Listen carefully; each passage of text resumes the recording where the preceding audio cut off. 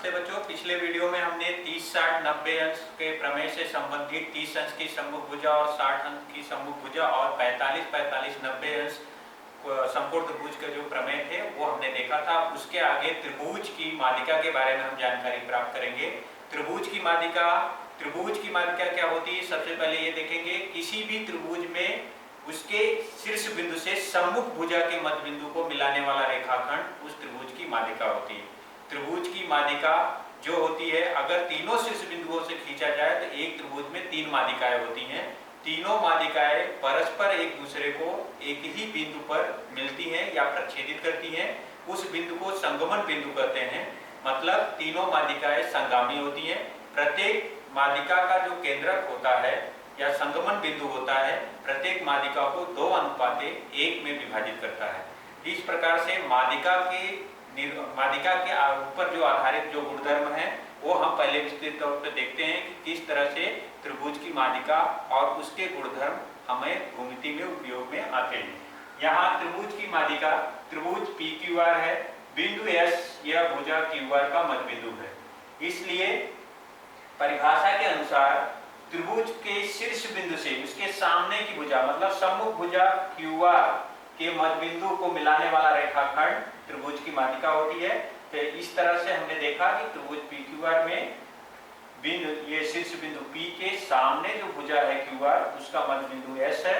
तो इसको मिलाने वाला जो रेखाखंड अर्थात रेख PS यह त्रिभुज PQR की माध्यिका होगी। तो ये गुणधर्म क्या परिभाषाओं को हम एक बार फिर से देख लेते हैं। त्रिभुज के किसी शीर्ष बिंदु तथा उसकी सम्मुख भुजा के मध्य बिंदु को मिलाने वाले रेखाखंड को उस त्रिभुज की माध्यिका कहते हैं। ये परिभाषा हो गई। अब दी गई आकृति में त्रिभुज PQR में बिंदु S या भुजा QR का मध्य बिंदु है, ये हमने लिखा। इसलिए रेख PS या त्रिभुज PQR की माध्यिका है। यहाँ पर QS बराबर है SR के और वो दोनों 1/2 गुना है QR का, क्योंकि यह बिंदु S भुजा QR का मध्य बिंदु है। अब उसके बाद आते हैं माध्यिका से संबंधित कुछ गुणधर्म। जैसे पहला गुणधर्म है, किसी भी त्रिभुज की 3 माध्यिकाएं होती है। जैसा मैंने बताया कि एक त्रिभुज के किसी एक शीर्ष बिंदु से उसकी सम्मुख भुजा के मध्य बिंदु को मिलाने वाला रेखाखंड उस त्रिभुज की माध्यिका होती है। यहाँ पर जैसे P शीर्ष बिंदु से सम्मुख भुजा QR उसका मध्य बिंदु S उसको मिलाया तो रेख PS माध्यिका हो गई। उसी तरीके से शीर्ष बिंदु Q से सम्मुख भुजा PR उसके मध्य बिंदु T से मिलाने वाला रेखाखंड PP यह माध्यिका हो गई। फिर उसी तरीके से यहाँ पर शीर्ष बिंदु R और उसकी सम्मुख भुजा के मध्य बिंदु PQ के मध्य बिंदु M को मिलाने वाला रेखाखंड RM यह त्रिभुज की माध्यिका हो गई। इस तरीके से त्रिभुज PQR में 3 माध्यिकाएं होती हैं। त्रिभुज की माध्यिकाएं संगामी होती हैं, अर्थात उनका संगमन बिंदु एक ही होता है, एक ही बिंदु पर वो प्रच्छेदित करती हैं। जैसे त्रिभुज की माध्यिकाओं के संगमन बिंदु को केंद्रक करते हैं। यहाँ पर जैसे माध्यिका PS, माध्यिका QT, माध्यिका RM परस्पर एक दूसरे को बिंदु G पर प्रच्छेदित करती हैं। इसलिए बिंदु G यह उनका संगमन बिंदु है या G को केंद्रक करते हैं। G को क्या कहते हैं? केंद्रक। गुरुत्व केंद्र भी कहीं कहीं बोलते हैं उसको।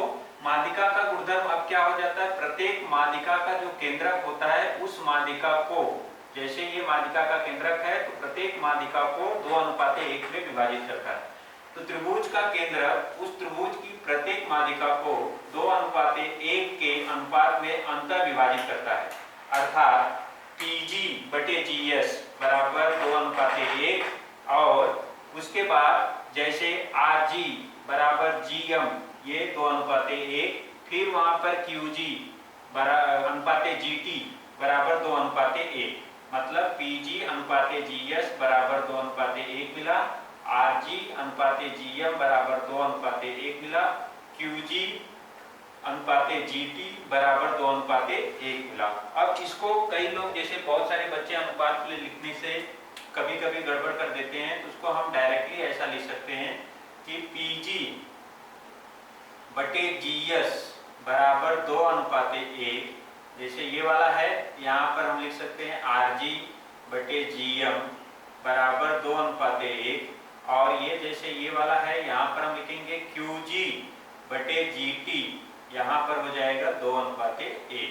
अब माध्यिका से संबंधित और समकोण त्रिभुज से संबंधित जो गुणधर्म है और उस पर आधारित जो प्रमेय है वो हम देखेंगे।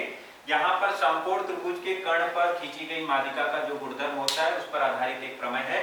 जैसे प्रमेय क्या है, समकोण त्रिभुज में कर्ण पर खींची गई माध्यिका की लंबाई कर्ण की लंबाई की आधी होती है। जैसे समकोण त्रिभुज एबीसी है, उसमें कोण बी 90 अंश है, कर्ण एसी है, बीडी या कर्ण की माध्यिका है, तो बीडी की जो लंबाई होगी या कर्ण की लंबाई की क्या होगी, आधा होगी। फिर से बता दे रहा हूँ, त्रिभुज एबीसी में हम दत्त लिखेंगे, कोण बी 90 अंश है, रेख बीडी या माध्यिका है, तो ये माध्यिका हमें सिद्ध करना क्या है कि बीडी की लंबाई कर्ण की आधी होती है, इसलिए बीडी बराबर 1/2 बीसी। अगर इसे हमें सिद्ध करना है तो सबसे पहले हमें दो त्रिभुजों को सर्वांशम सिद्ध करके कसौटियों के अनुसार फिर ये दो भुजाओं को समांतर और एकांतर कोण कसौटी से इनके गुणधर्मों से अन्य दो त्रिभुज जो है बड़े त्रिभुज एबीसी और ईसीबी को अगर हम सिद्ध करते हैं तो हमें आसानी से मिल जाता है बीडी बराबर 1/2 EC। इसके लिए हमें रचना करनी पड़ेगी। रचना में हमने क्या किया, रेख बीडी को बिंदु ई तक बढ़ाया, इस प्रकार बढ़ाया कि B dash D dash E है और उसमें बीडी बराबर है किसके, डी के, और रेख ईसी हमने खींचा। फिर से बता दे रहा हूं, रेख बीडी को बिंदु ई तक हमने बढ़ाया और उस प्रकार B dash D dash E है उसमें, और बीडी बराबर है डी के और रेख ईसी हमने खींचा। तो अब उत्पत्ति हम लिखेंगे।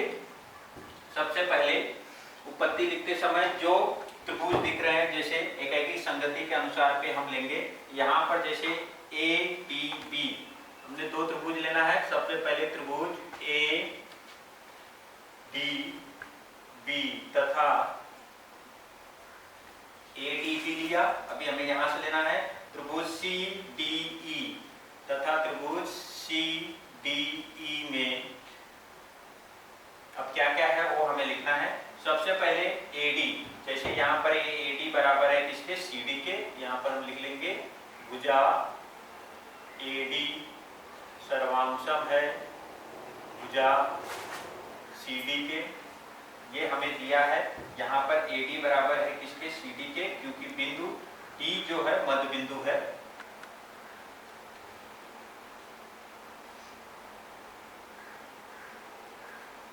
रेख बीडी या माध्यिका है, इस वजह से ये आया क्योंकि उसका मध्य बिंदु हो जाएगा वो। अब उसके बाद ये दोनों कोण शीर्षाभिमुख कोण बन रहे हैं, तो इसलिए कोण एडीबी, कोण एडीबी सर्वांशम हो जाएगा कोण, यहाँ पर सीडी, यहाँ पर हम लिखेंगे सीडीई, और ये हो गया शीर्षाभिमुख कोण।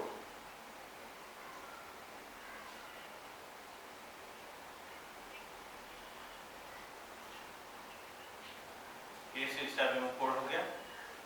उसके बाद अब ये भुजाएं बराबर हैं, जैसे यहाँ पर हमने लिखा ये BD और D ये रचना में है, क्योंकि रचना में BD बराबर D था, इसलिए हम यहाँ पे लिखेंगे भुजा BD सर्वांशम है भुजा D के, और ये हो जाएगा रचना से। इसलिए हमें क्या मिल जाएगा, त्रिभुज ADB सर्वांशम हो गया त्रिभुज CDE के, और यहाँ पर हम लिख सकते हैं सर्वांशमता की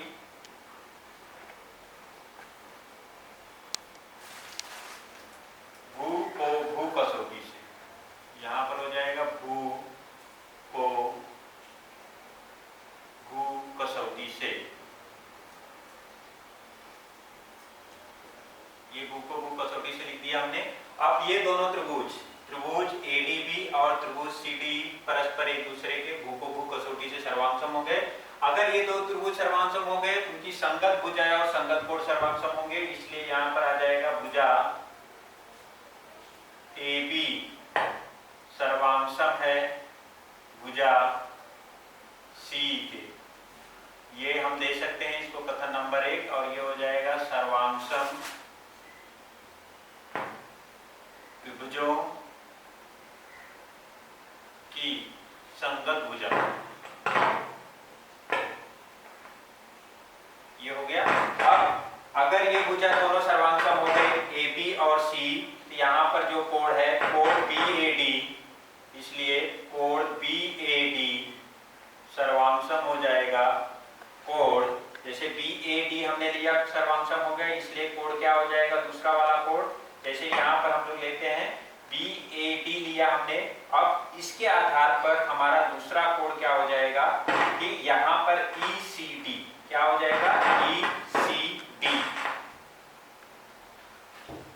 ई सी डी, ये दोनों कोण हो जाएंगे। तो यहाँ पर ई सी डी मिल गया, यहाँ पर हम लिखेंगे सर्वांगसम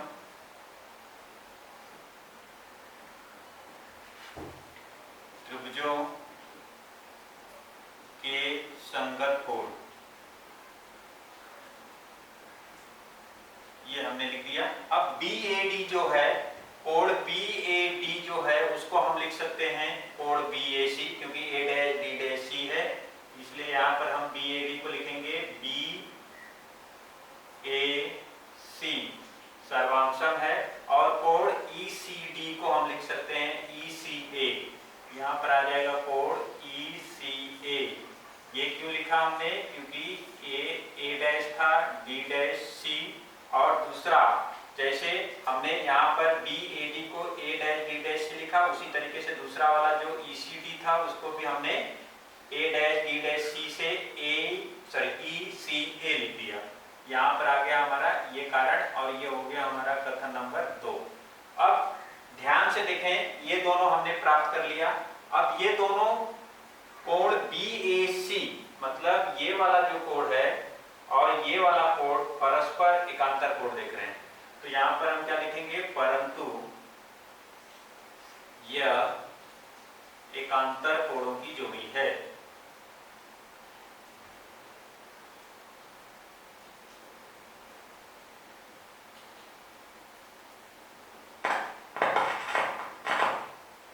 इसलिए समांतरता की एकांतर कोण कसौटी से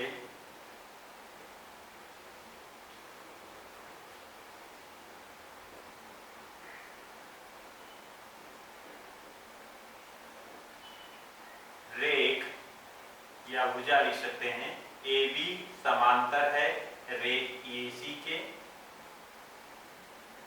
ये हो गया। रेख ए बी समांतर है किसके, रेख ए सी के, क्योंकि वहां पर ए सी तिर्यक रेखा थी, क्या थी, ए सी तिर्यक रेखा थी, ये हमें मिल गया समांतर है। अब अगर ए बी समांतर है ए सी के, जैसे ये कथन नंबर 3 हो गया, तो यहाँ पर हम लिख सकते हैं आसानी से, जैसे रेख ए बी समांतर ए सी के, तो यहाँ पर हम लिख सकते हैं कथन 3 से,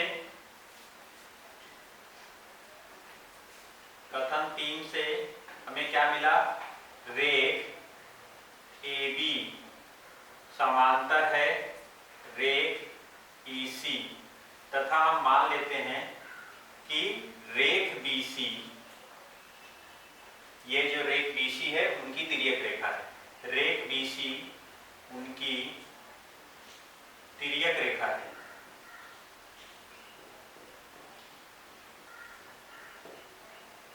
इसलिए क्या हो जाएगा, कोण ए बी सी, कोण ए बी सी, ये जो कोण ए बी सी है, और कोण ए सी डी, कोण ए बी सी और प्लस कोण ई सी डी, दोनों हो जाएंगे 180 अंश, ये अंतःकोणों की जोड़ी है।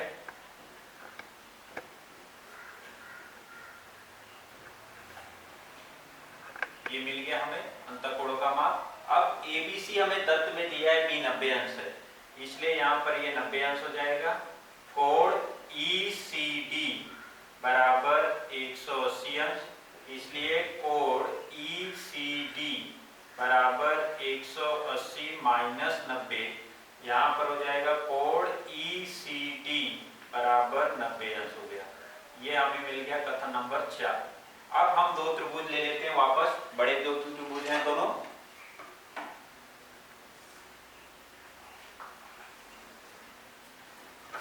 बड़े दो त्रिभुज कौन कौन से हैं? त्रिभुज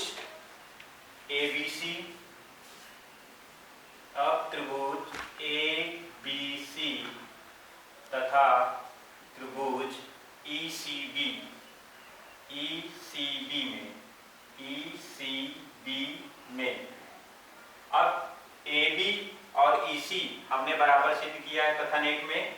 यहाँ पर हम लिखेंगे भुजा AB सर्वांशम है भुजा C के, और ये हो गया कथन 1 से आया, ये कथन 1 से हो गया। उसके बाद ये कोण 90 अंश है और ये कोण हमने कथन 4 में सिद्ध किया 90 अंश है। तो यहाँ पर आ जाएगा कोण ABC बराबर कोण ECD। यहाँ पर दत्त तथा कथन, ये कथन 4 से ये हमें मिल गया। उसके बाद BC जो है ये सामान्य भुजा है दोनों में, इसलिए भुजा BC सर्वांशम है भुजा BC के, ये दोनों त्रिभुजों में है, इसलिए यहां पर आ जाएगा सामान्य भुजा। ये हो गया। अब त्रिभुज ABC सर्वांशम है त्रिभुज ECB किससे? सर्वांशमता की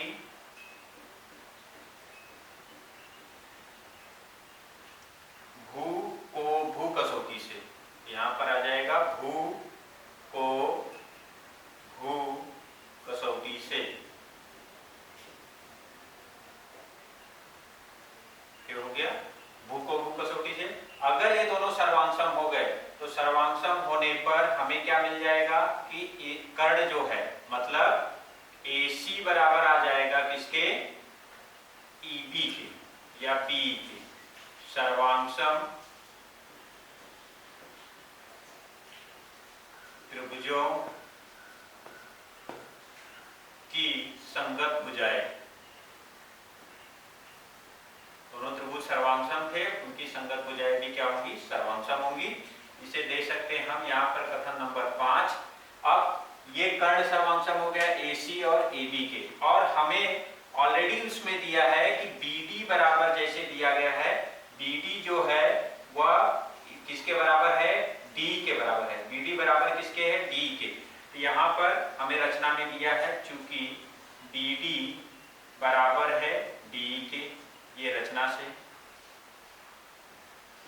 ये रचना में दिया है। अब दोनों बराबर है, इसका मतलब BD आधा किसका है? B का। BD, इसलिए BD आधा किसका हो जाएगा? B का, क्योंकि बिंदु D मध्य बिंदु है। BD बराबर D दिया हुआ था, बिंदु D मध्य बिंदु था, BD बराबर D, इसलिए BD आधा किसका हो जाएगा? B का। लेकिन कथन 5 में B किसके बराबर है? AC के, इसलिए कथन 5 से क्या हो जाएगा? BD बराबर हो जाएगा 1/2 AC के। ये हमें सिद्ध करना था कि समकोण त्रिभुज में कर्ण की जो मालिका होती है, लंबाई में कर्ण की आधी होती है।